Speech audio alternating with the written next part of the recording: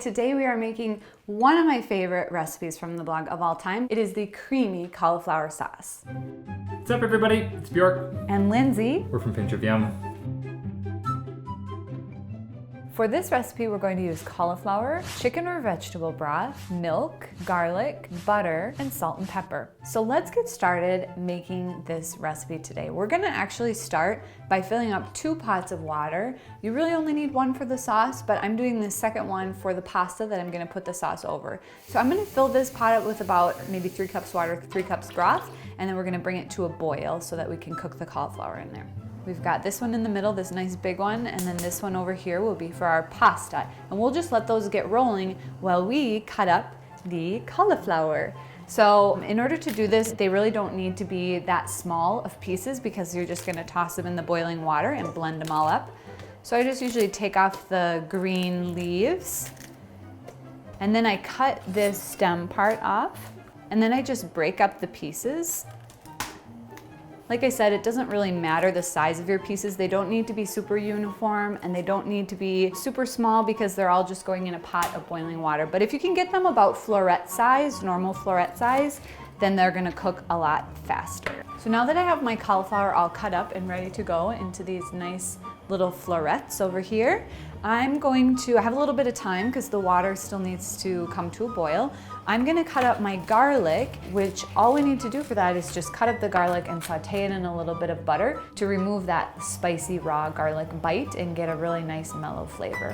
So I have my heat for this on, I would say like medium low, and you just really need to watch the garlic. We're really only gonna cook it for about, I would say, a minute or 2 minutes to really get the flavor going. The water and broth combo is boiling, so I'm gonna grab the cauliflower and we'll just kind of grab scoops of it and scoop it right in there. And we're gonna let that cook for a couple of minutes.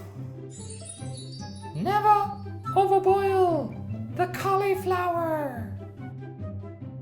It's been about 7 minutes and our cauliflower is looking really nice, so I'm gonna turn off the heat and just transfer this to the blender. And I'm using a slotted spoon because we're gonna reserve that cooking liquid. I've actually had some commenters on this recipe say that they've used that cooking liquid for other things, like as a base for soups or anything like that, because it's gonna have some of the broth in there with it, and then also you cook the cauliflower in there, which tastes really yummy. But we're also gonna use some of that cooking liquid to help puree the sauce.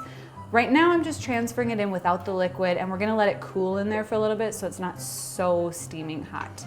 Usually I can get everything in to the blender. Sometimes it takes me 1.5 times depending on the size of the head of cauliflower, and this looks like it's pretty full. I don't wanna overfill it, so maybe I'll do like a little bit more and then we'll get the rest of the cauliflower in a second batch. Since I got the cauliflower out and it's in the blender and it's kind of cooling down, I'm gonna switch the water for the pasta to the middle, and it's boiling now. I'm just thinking that if I switch it to the middle, I'll be able to cook my pasta a little bit faster. So I'm gonna add in my pasta to the water so that we have something to serve our sauce with. All right, let's go ahead and add in the other ingredients that we need for the sauce into our blender with the cauliflower. I'm gonna do about 1 cup of the cooking liquid. So very carefully, I'm just gonna reach in with this little guy. And that's a 1/2 cup measure, so we'll do 2 of those. And we're also going to do a 1/2 cup of milk. So we have our liquids in there. Let's get the garlic and butter. I'm just gonna take it from this pan where I sauteed it and just scrape it right in. Yum, yum, yum. The last thing we're gonna add is salt and pepper, and I usually just eyeball it with the pepper.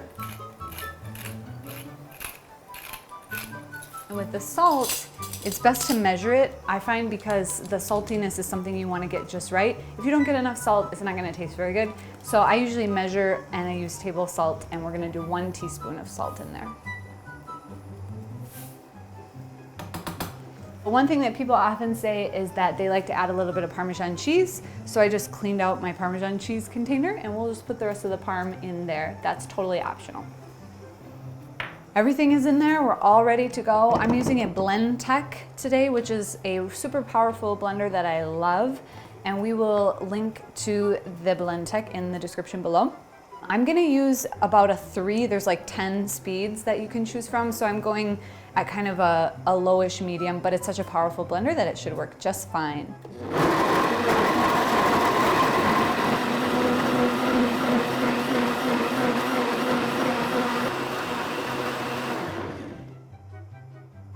All right, let's check out the sauce and see how the consistency is. We want it to be super, super smooth. And if it is not smooth enough, we can just send it for another go around in the blender. It looks really, really, really good.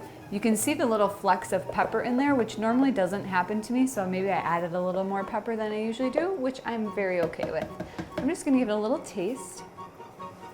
It's really good. That garlic and butter, really good. Don't skip that step. That's super important. So the sauce is done. The pasta's done. I'm gonna take it off and drain it out here.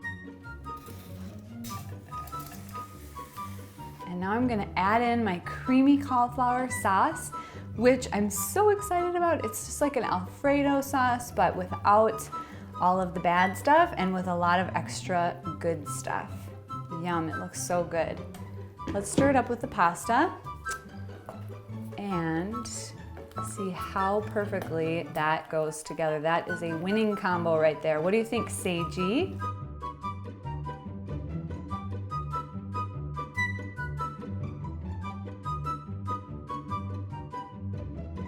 Our creamy cauliflower sauce pasta is all done. It's all mixed together in here. I'm gonna go ahead and put it on my plates over here. Looks super delicious. So many commenters have done super creative things with this recipe, which I love. So if you're looking for ideas for how you could use it, definitely check out those comments. I'm gonna top mine with a little bit of extra Parmesan and parsley. And there you have the creamy cauliflower sauce on pasta. Super simple, super delicious, and also healthy to boot. If you're interested in knowing more about the equipment that I use to make this recipe, you can check the links in the description below. I would also love to have you subscribe. And if you've ever thought about starting a blog, if you want to know more about how to do that, maybe even a food blog, you can check out this link right here. Thank you so much, and I hope you enjoy.